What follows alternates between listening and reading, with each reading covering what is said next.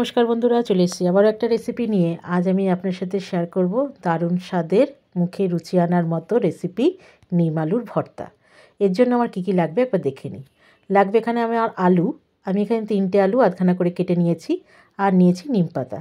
আমি আমার পরিমাণ অনুযায়ী আলুর পরিমাণ নিয়েছি, আপনারা আপনাদের পরিমাণ অনুযায়ী আলুর পরিমাণ বাড়িয়ে বা কমিয়ে নিতে পারেন।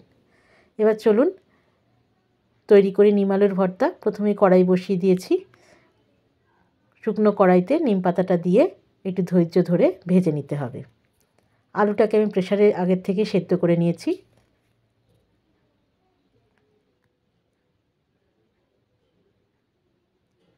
দেখুন, যতটা আমি নিম পাতা নিয়েছিলাম, নিম পাতার পরিমাণটা কিন্তু অনেকটা কমে গেছে।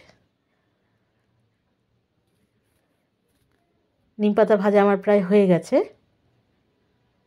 এখন এটাকে আমি সরিয়ে রেখে দেব।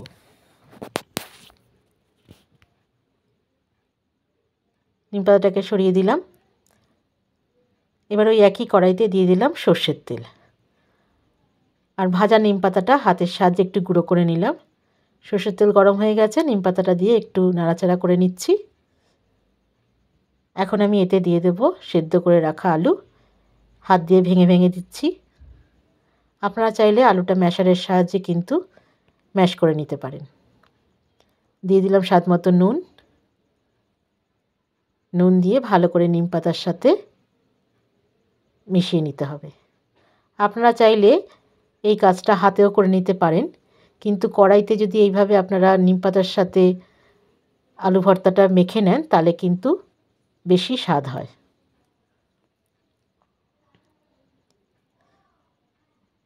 দারুণ টেস্টি হয়। যখন কারোর মুখে রুচি থাকে না, এইভাবে যদি নিম আলুর ভর্তা খাওয়া হয় তাহলে কিন্তু দুর্দান্ত লাগবে, মুখের রুচি একেবারে ফিরে আসবে। গরম ভাতের সাথে খেতে কিন্তু এটা অসাধারণ লাগবে। তৈরি হয়ে গেল আমার দারুণ স্বাদের নিম আলু ভর্তা। এই রেসিপি যদি ভালো লেগে থাকে বাড়িতে অবশ্যই ট্রাই করবেন। ভালো লাগলে পরে আমাকে একটা লাইক, শেয়ার, কমেন্ট এটা ফলো করতে ভুলবেন না বন্ধুরা। ভালো থাকবেন, সুস্থ থাকবেন। দেখা হচ্ছে পরের একটা ভিডিওয়। ততক্ষণের জন্য ধন্যবাদ।